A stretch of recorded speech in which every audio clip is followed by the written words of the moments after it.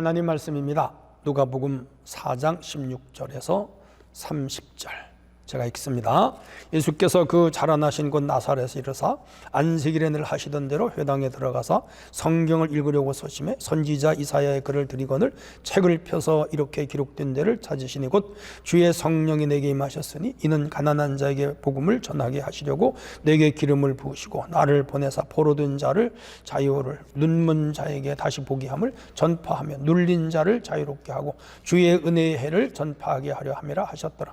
책을 덮어 그 맡은 자들에게 주시고 앉으시니 회당에 있는 자들이 다 주목하여 보더라. 이에 예수께서 그들에게 말씀하여 이르시되 이 글이 오늘 너희 귀에 응하였느니라 하시니 그들이 다 그를 증언하고 입으로 나오는 바 은혜로운 말을 놀랍게 여겨 이르되 이 사람이 요셉의 아들이 아니냐. 예수께서 그들에게 이르시되 너희가 반드시 이사야 자신을 고치라 하는 속담을 인용하여 내게 말하기를 우리가 들은 바 가버나움에서 행한 일을 내 고향 여기서도 행하리라 하리라. 또 이르시되 내가 진실로 너에게 이르노니 선지자가 고향에서는 환영을 받는 자가 없느니라. 내가 참으로 너에게 이르노니 엘리야 시대에 하늘에 3년 6개월간 닫히어 온 땅에 큰 흉년이 들었을 때에 이스라엘이 많은 과부가 있었을 때 엘리야가 그중 한 사람에게도 보내심을 받지 않고 오직 시돈 땅에 있는 사렙다의 한 과부에게 뿐이었습니다. 또 선지자 엘리사 때 이스라엘에 많은 나병 환자가 있었을 때 그 중에 한 사람도 깨끗함을 얻지 못하고 오직 수리아 사람 나만 뿐이었느니라. 회당에 있는 자들이 이것을 듣고 다 크게 화가 나서 일어나 동네 밖으로 쫓아내어 동네가 건설된 산낭떠러지까지 끌고 가서 밀쳐 떨어뜨리고자 하되 예수께서 그들 가운데로 지나서 가시니라. 아멘. 여러분 다 평안하시죠? 교회도 저희도 평안합니다. 하나님의 은혜가 여러분이 함께 하시기를 주님의 이름으로 축복합니다. 스위스 전설의 영웅인 윌리엄 텔에 대한 일화가 있어요. 한 토막 소개를 할게요. 오스트라리아가 스위스를 지배할 때 오스트리아의 총독 캐슬러가 스위스를 통치했어요. 일종의 제국주의죠. 캐슬러는 자신이 스위스를 지배하게 되자 시내 한가운데 긴 장대를 세우고 그 꼭대기에 자기 모자를 걸어놨어요. 지나가는 사람마다 다 거기에 절을 하라. 일종의 황제 숭배 같은 거죠. 어느 날 스위스 유명한 윌리엄 텔이 자기 아들과 함께 그곳을 지나가게 됐습니다. 이 사람은 굉장히 유명한 사람. 캐슬러의 부하들은 윌리엄이 어떻게 하는지 숨어서 주목했어요. 그런데 아니나 다를까 캐슬러는 그 모자에 절을 하지 않고 묵묵히 그 앞을 지나갔습니다. 캐슬러의 부하들이 이때다 하면서 윌리엄 텔을 체포했어요. 그리고 캐슬러 앞에 데려왔어요. 캐슬러는 그 윌리엄 텔에게 한 가지 문제를 놓습니다. 윌리엄 그의 아들 머리 위에 사과를 놓고 화살로 그 사과를 쏘라는 거예요. 상당히 까다롭고 어렵고 자칫하면 아들을 화살로 죽일 수 있는 절체절명의 위기를 맞았죠. 윌리엄 텔은 그 두 개의 화살을 뽑았어요. 화살통에서. 그리고 하나는 품속에 넣고 화살 하나를 이제 그 시위에 넣고 조준하여 쐈어요. 근데 원래 그 명사수라 그 아들 머리 위에 있는 사과를 쐈습니다. 그때 이 캐슬러가 윌리엄 텔에게 너 왜 화살을 두 개를 가졌느냐 그렇게 묻자 윌리엄 텔이 이렇게 말했습니다. 만약에 실수로 내가 내 아들을 다치게 하거나 죽인다면 이 나머지 화살로 내가 당신을 죽이려고 했어. 놀란 캐슬러가 깜짝 놀랐어요. 캐슬러가 깜짝 놀라가지고 당신은 내가 무섭지 않느냐 그렇게 물었어요. 그랬더니 윌리엄 텔이 유명한 말 한마디를 남겼습니다. 나는 이 땅에 태어나 지금까지 하나님 외엔 누구도 두려워해 본 적이 없다. 야, 대단한 신앙의 사람이죠. 아들 머리 위에 사과를 쏘아야 하는 상황은 그야말로 벼랑 끝에 내몰린 절체절명의 낭떠러지게 선 것 같은 심정이죠. 하지만 이 사람은 독재자 캐슬러를 무서워하지 않고 뒤에서 역사하시는 하나님이 무섭다. 유명한 일화입니다. 이런 신앙이 우리에게도 요구되죠. 우리 모두가 이런 신앙을 가졌으면 좋겠습니다. 자, 오늘 설교 주제가 벼랑 끝에 섰을 때입니다. 이런 상황에서 우리 어떻게 해야 되느냐 하는 거예요. 오늘 예수님이 지금 벼랑 끝까지 몰렸었거든요. 동네 사람들. 여기서 그 어떻게 빠져나가셨는가? 우리는 살다가 벼랑 끝에 몰릴 때 어떻게 해야 되는가? 뭐 이런 거죠. 첫 번째입니다. 문제를 의연히 대처하는 거예요. 29절로 30절을 다시 들여다볼게요. 일어나 동네 밖으로 쫓아내어 그 동네가 건설된 산낭떠러기까지 끌고 가서 밀쳐내려고자 하되 예수께서 저희 가운데로 지나가시니라. 네, 텍스트 백그라운드에 잠시 설명할게요. 배경 설명이에요. 공생애를 시작한 예수님은 갈릴리사에게 상당한 성과를 거두었어요. 그리고 이제 자기 고향 나사렛으로 가십니다. 그의 인기는 그냥 하늘을 찌르듯 했고 그의 말씀을 들으려고 인산인해를 이루었죠. 그래서 이제 나사렛에 왔습니다. 안식일에 회당에 들어가셨어요. 그리고 이사야서를 폈어요. 두루마리 책이죠. 61장 1절로 3절이에요. 인용해서 쭉 설명을 합니다. 거기 크게 네 가지 가포 눈누리예요. 가난한 자, 포로된 자, 눈먼 자, 눌린 자. 이런 자들을 자유하고 포기하고 해방시키러 왔다. 그러면서 거기 은혜의 해라고 나오는데 자기가 은혜의 해다. 유대 민족은 신년제도가 있습니다. 율법 시대에 그들이 하나님 만들어 주신 것인데 7년은 안식년이잖아요. 6년 농사 짓고 1년은 쉬게 해요. 그것이 7번 반복되면 7, 7이 49 그리고 50년째 되는 해를 신년이다. 그렇게. 이때는요. 모든 토지를 원주인이 가져야 돼요. 종으로 살던 사람들은 자유인이 됩니다. 그리고 빚을 진 사람들 빚을 다 탕감해줘요. 그래서 그들 사회에 강약 우열이 없는 사회, 차별과 격차가 없는 사회, 고대 사회의 공동체 단합을 위하여 결속을 위하여 이런 제도를 만들었겠죠. 이 제도는 신약으로 내려오면 예수 안에서 차별이 없는 세상, 하나님 나라를 예표하는 그런 사건이 바로 은혜의 해죠. 그래서 예수님이 바로 내가 그 은혜의 신현이다. 내가 신현이 말하는 그 사람이 바로 나다라고 예수님이 증거했어요. 자, 그런데 여기서 예수님이 자기가 이 메시아이면서 신현, 은혜의 해라고 그렇게 말하자 이 나사렛 사람들이 강력하게 반발을 하기 시작했어요. 저자가 말이요, 그 목수 요셉의 아들이 아니냐? 우리 애들하고 같이 컸는데 그러면서 무시하는 거라. 예수님 이런 말씀을 하십니다. 선지자가 자기 고향 밖에서는 환영을 받는다. 반대로 말하면 선지자는 자기 고향에서 환영을 받지 못한다 이 말이죠. 그럼 예수님이 이런 말씀을 하십니다. 이 아합 시대에 그 과부들이 이스라엘 땅에 많았는데 그들은 구원을 못 받고 저 시돈 땅에 사렙다 과부가 엘리야를 대접하고 구원을 받았다. 또 엘리사 시대에 그 이스라엘 땅에 문둥 환자가 많았는데 그들은 구원을 못 받고 저쪽 시리아 사람, 아람 사람 나만이 구원을 받았다. 그러면서 자기가 은혜의 행거 메시아인 것을 증거하자 이 나사렛 사람들이 화가 났어. 그래가지고 예수님을 끌고 가요. 어디로 가느냐? 그 마을이 생길 때에 돌 뜨는 채석장, 낭떠러지. 우리나라도 포천에 가면 채석장 낭떠러지가 있고 지금 거기 연못이 생겼고 관광객 굉장히 많이 가는데 그 낭떠러지가 천길만길이에요. 무서워요. 거기 가서 예수님을 떨어뜨리려고 했어요. 예수님은 그곳을 피하여 지나가셨다. 30대 청년 예수님 고향에서 환영을 받지 못할 뿐만 아니라 신성모독주로 몰려서 동네 사람들에게 배척을 받으셨어요. 그 많은 사람들이 예수님을 이끌고 세석장으로 아마 강제로 막 끌고 가고 뒤에서 밀었을 거예요. 용역했을 거예요. 위기 상황을 맞은 것이죠.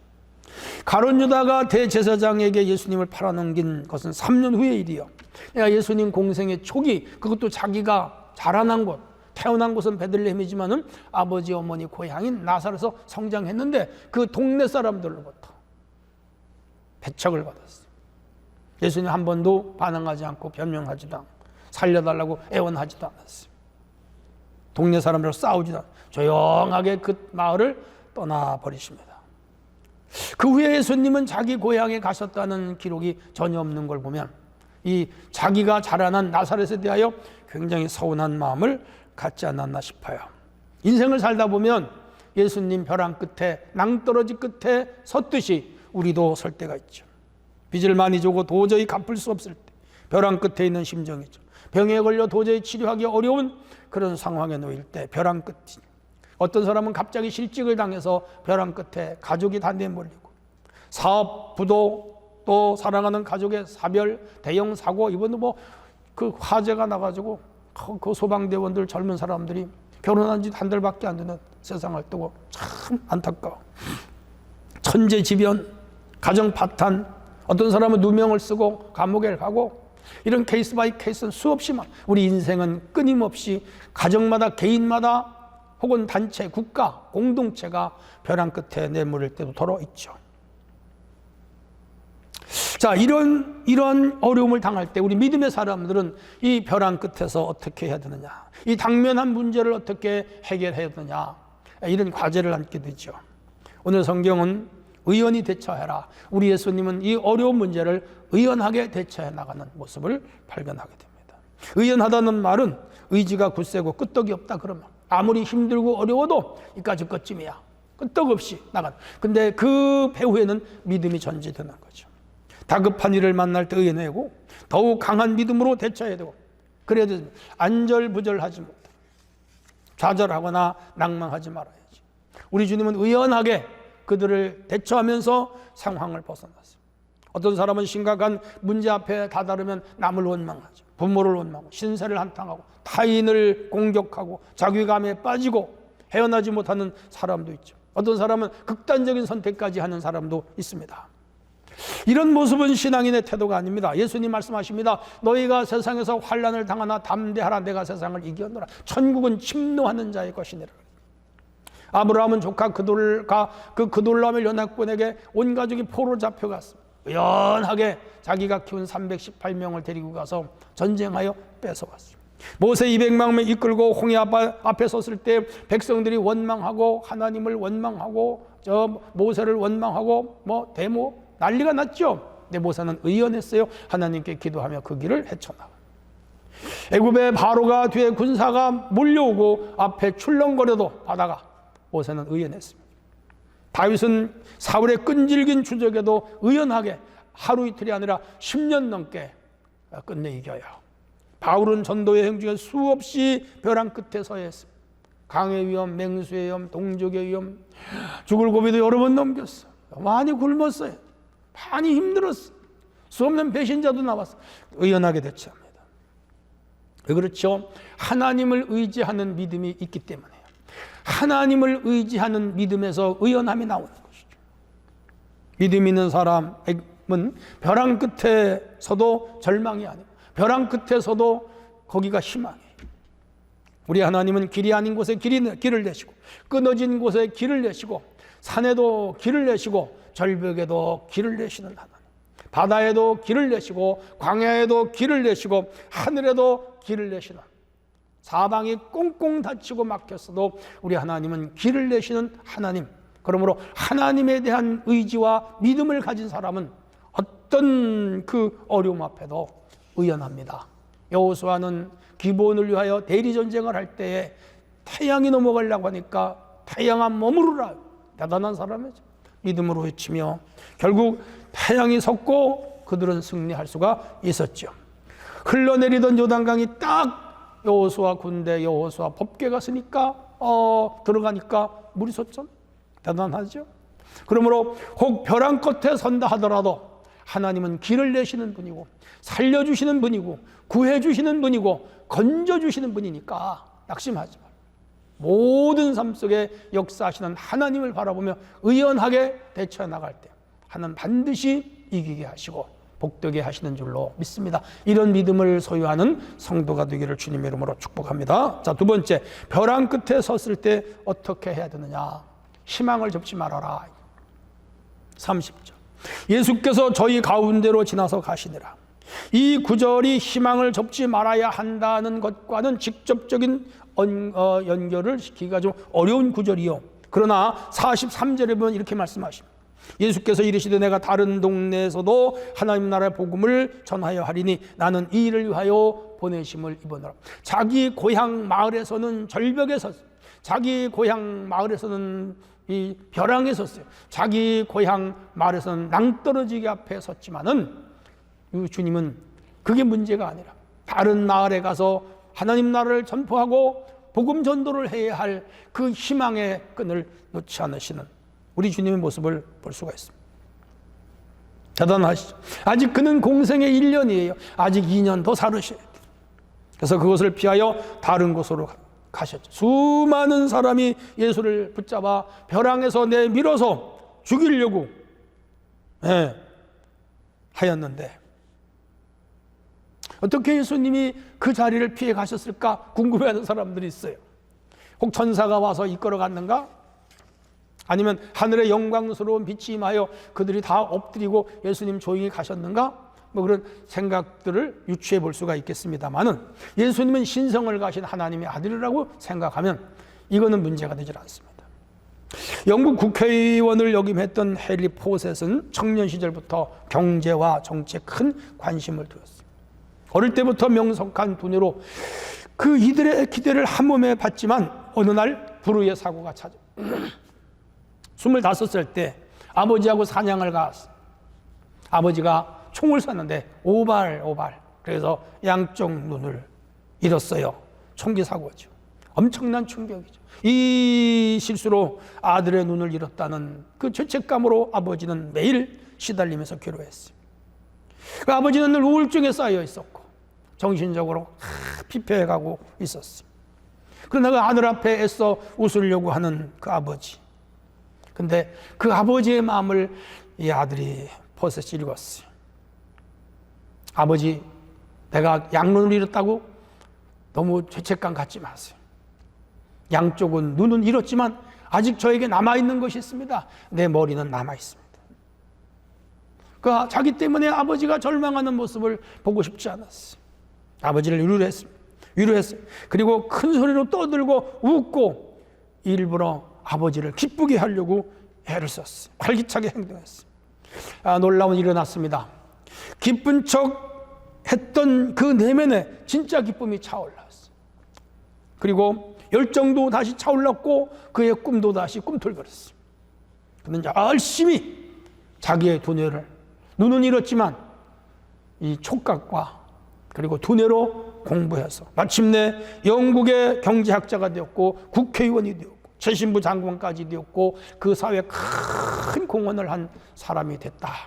잘하는 사람입니다. 긍정적인 사고는 사람을 희망으로 이끌어요. 같은 꿈과 그리고 결과 앞에서도 희망을 잃지 않는 사람에게는 하나님이 길을 열어주신다 하는 것을 우리에게 실제적으로 말해주고 있는 예화입니다.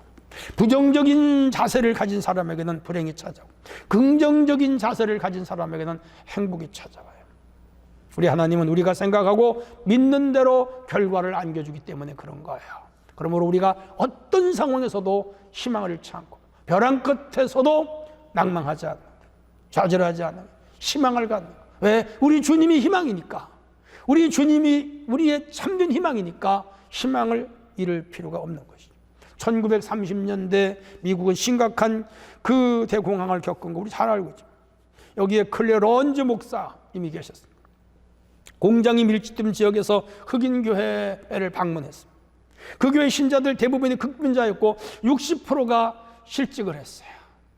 야, 이 도시 사람이 실직하는 건 죽음이죠. 그런데 교인들이 찬송을 부르는데 힘이 있어요. 희망이 넘쳐. 그 표정이 밝아. 실직했다는 사람들 같질 않아. 클레어 런즈 목사님은 설교를 하다가 중단했어요. 교인들을 물었어요. 지금 대공황입니다. 여러분 직장을 잃지 않았습니까? 희망이 사라지지 않았습니까? 실업자는 계속 증가되고 있지 않습니까? 그런데 여러분 무엇이 그리 즐거워서 춤을 추며 웃으면서 박수를 치면서 찬송을 부르는 겁니까? 아멘 아멘 하는 겁니까? 그랬더니 그 교인 중에 설교를 듣다가 한 교인이 뻘떡 일어났어요. 밝은 표정으로 했다. 목사님, 우리는 지금 예수 그리스도를 노래하고 있는 것입니다. 예수 그리스도가 우리 곁에 계신다는 사실이 최고의 희망이 아닙니까? 아니, 설교하던 목사님이 그 교인의 말에 충격을 받았어요. 자기는 희망을 선포하지만 사실은 희망이 없는데, 저분들은 직장을 잃고 희망이 없는데 희망이 있어. 클러린즈 목사님은요, 망치로 한 대 맞은 것 같다 그랬어요. 목사님보다 성도들의 믿음이 더 강했던 거죠. 여러분, 신앙은 고난을 희망으로 바꾸는 힘이 있는 거예요. 그게 신앙이에요. 절대자에 대한 믿음, 하나님에 대한 믿음, 이게 인간이 가질 수 있는 최고의 자산이죠.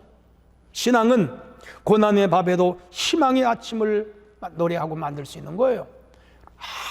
아무리 어려운 절벽 꼭대기 서워도, 낭떠러지기에서도, 벼랑 끝에 내몰려도 우리에게는 희망이 있습니다. 왜? 주님이 우리의 희망이에요. 예수님이 우리의 희망이에요. 믿으시기를 바랍니다. 여러분 가운데 혹시 절망하는 분이 있습니까?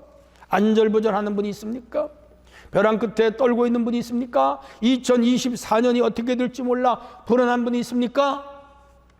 세상 것이 다 도망가고 사라져도 영원히 나와 함께 하시는 분이 있습니다. 지저스 크라이스트, 예수 그리스도라고요. 이분이 우리와 세상 끝날까지 나와 항상 함께 있으리라 하시니라 그랬어요. 저는 아내와 함께 혈혈단신 도시로 올라왔습니다. 가진 것 없이 왔습니다. 많은 고생은 했지만 희망을 잃지 않았습니다. 왜? 예수님이 희망이었으니까, 주님이 희망이었으니까 그분을 바라보며 그분을 의지하며 그분만 믿고 나왔습니다. 나갔습니다. 부닥쳤습니다. 추진했습니다. 하나님이 그때마다 길을 열어주셨어요. 두려워하지 말라, 낙심하지 말라, 내가 너와 함께 함이니라. 그 말씀을 붙잡았어요. 그 희망이잖아요. 그 믿음이, 여러분 믿음이 뭐예요? 주님이 나와 함께 한다는 확신이잖아요. 그 주님이 계신데 돈이 없어도, 건강이 없어도, 주변에 사람이 없어도, 내 인프라가 없어도 그 문제 안 돼요. 주님이 있으면 희망이 되는 거예요. 아침에 해가 뜨듯이 우리 주님이 언제나 내 옆에 있다는 사실을 믿어야 돼요. 그러면 벼랑 끝에서도 길이 열리고 절벽 끝에서도 하나님은 우리를 인도하신단 말이죠. 어떤 상황에서도 건져주신다. 성도 여러분, 이런 믿음을 가지시고 아무리 힘든 어려운 환경에서도 절망하지 않는 성도가 되기를 주님의 이름으로 축복합니다. 자, 마지막 세 번째, 벼랑 끝에서도 희망을 잃지 말라 그랬는데, 그 다음 우리가 해야 할 일은 무엇인가? 하나 더 있어요. 새로운 영역을 개척하는 거죠. 22절, 저희가 다 그를 증거하고 그 입으로 나오는 바 은혜의 말을 귀히 여겨 가로되 이 사람이 요셉의 아들이 아니냐. 이것도 새로운 영역을 개척하는 것과는 상관관계가 없는 말씀 같은데 잘 들어보세요. 나사렛 사람들이 예수님을 벼랑에 떨어뜨려 죽이려 한 그것은 소위 신성모독죄를 씌운 거잖아요. 위에서 말씀드렸어요. 갈릴리 지역과 이스라엘 사회에서 예수님의 인기가 하늘을 찌르듯이 높아진 것에 대한 시기심과 질투심 때문이기도 해요. 나사렛 사람들은 작은 마을에서 그들의 사고는 유대교의 사고에 딱 갇혀 있는 거예요. 메시아가 자기 마을에서 나왔는데, 구세주가 나왔는데 얼마나 위대한 일이에요. 박수 칠 일이에요. 예수님을 옹유해야 할 일이에요. 근데 몰라봤어요. 예수님을 몰라보는 거예요. 정체성을 몰라. 어릴 적부터 30세까지 목수집에서 자란 동네 아이로만 생각한 거예요. 무지와 편견이 예수님을 배척하고 벼랑 끝으로 모은 거죠. 어떤 편견이나 작은 그 인식의 영역에 머물러 있는 사람은 새로운 세상을 볼 줄 몰라요. 그 안타깝죠. 마치 세상에 갇힌 새와 같은 거죠. 하늘을 나를 수 있는데 자기 영역 안에 갇힌 거예요. 자신이 알고 있는 영역이 최고인 줄 알고 자기가 알고 있는 지식이 전부인 줄 아는 거라. 조선 후기 조선 사절단이 일본을 갔습니다. 가보니 벌써 일본은 개화가 됐어요. 철도가 있고 전기가 있고 기차가 있고 시계가 있고 도시가 기획도시가 되어 있고 질비한 현대식 건물들이 있고 2층 3층 건물이 있고 깜짝 놀랐어요. 그보다 더 올라온 것은 한국의 젊은 청년들이 개화기에 미국을 갔어요. 야, 아연실색 경천동지 기절 초풍할 뻔했다 그래요. 그 당시 책을 보면 높은 빌딩, 자동차, 휘황찬란한 전기불, 증기기관차, 옷차림, 수많은 대학교, 국가행정, 군대 양성, 수많은 예배당, 성당, 병원, 백화점, 은행 시스템, 꿈꾸는 것 같아. 꿈꾸는 것 같아. 우물 안에 개구리였죠. 조선에 갇혀 살았죠. 새로운 세계를 못 본 거예요. 우물 안에 개구리죠. 우리가 문화적인 편견이라든지 학문적 편견, 정치적인 편견, 종교적 편견, 물질적 편견, 사고의 편견에 갇히면 마치 재갈을 쓴 말과 같은 거예요. 좁은 시야를 가진 거예요. 옹졸하기 짝이 없는 거죠. 학문 세계에도 보수적인 신앙을 가진 사람들은 옹졸하기 짝이 없어요. 자기 학문의 이 탑에, 아니 그 상자 안에 갇혔어. 다른 걸 수용할 줄도 모르고 이해할 줄도 몰라. 참 기가 막히죠.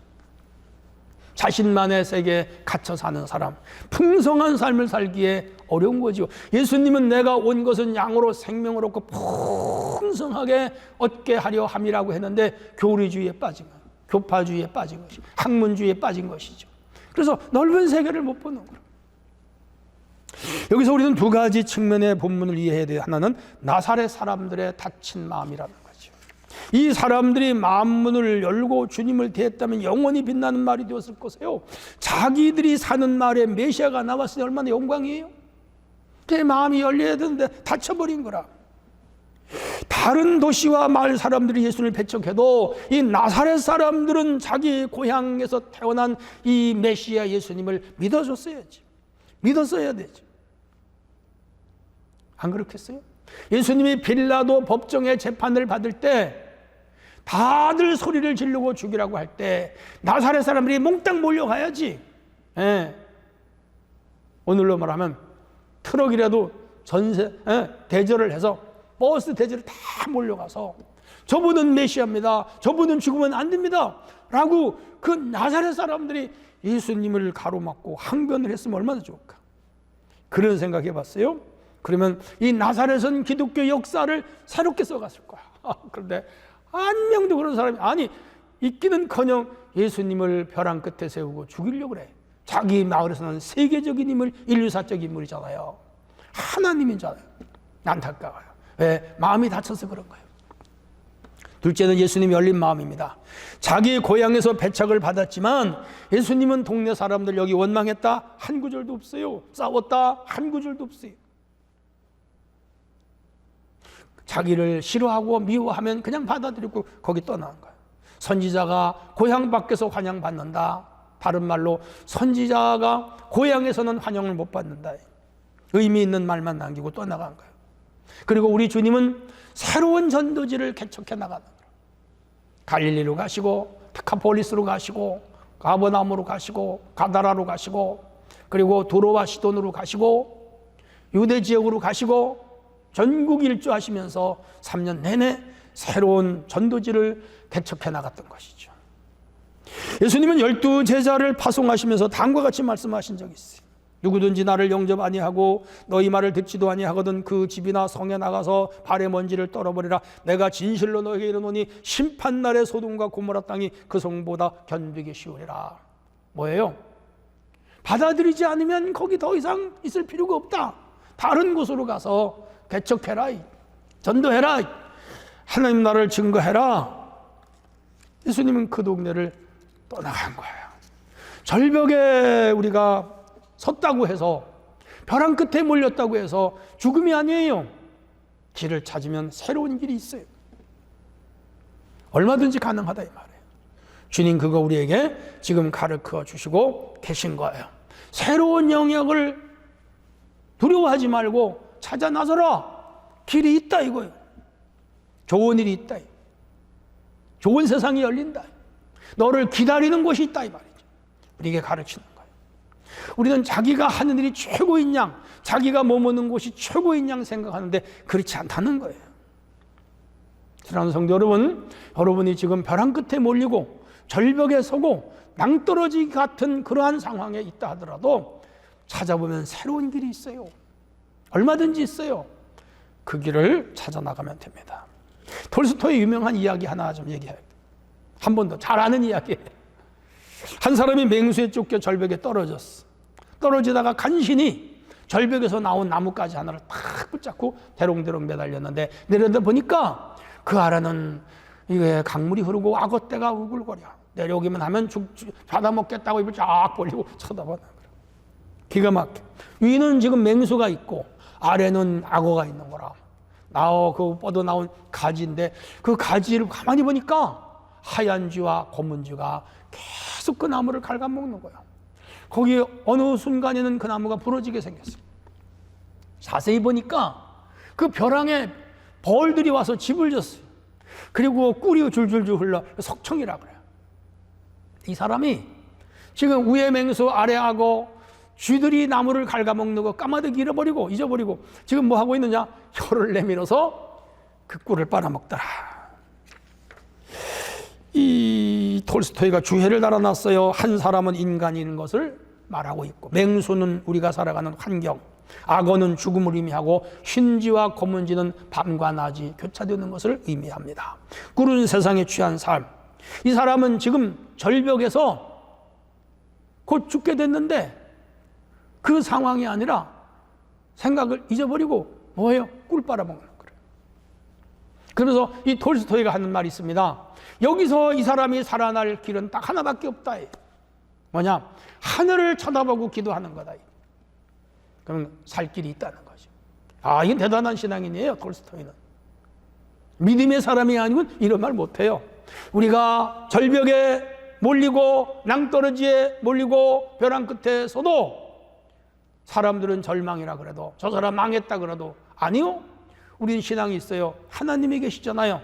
하늘을 향하여, 우리 주님을 향하여 손을 내밀고 살려달라고 도와달라고 기도하면 하나님이 우리를 구해주신다는 것이죠. 이게 뭐예요? 신앙이죠. 여러분, 지금 다시 말씀드립니다. 어떤 상황에 놓여 있습니까? 기도하세요. 벼랑 끝에 내몰린 분이 있습니까? 기도하세요. 너는 내게 부르지라 내가 응답하리라. 내가 알지 못하는 그거 비밀한 것을 보여 알게 하리라. 환난 날에 나를 부르라. 나를 건지내를 영화롭게 하라. 전심으로 찾고 찾으면 내가 만나주라. 큰 산이 내가 무엇이냐? 스룹바벨 앞에서 평지가 되리라. 할 수 있거든 무슨 말에 믿는 자에게 능치 못함이 없느니라. 아이고, 성경에는요 우리에게 희망을 주는 메시지로 차고 넘쳐요.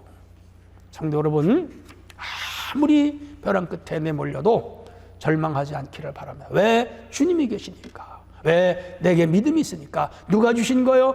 주님이 주신 거. 결론입니다. 벼랑 끝에서도 길이 있습니다. 의연하게 대처해야 됩니다.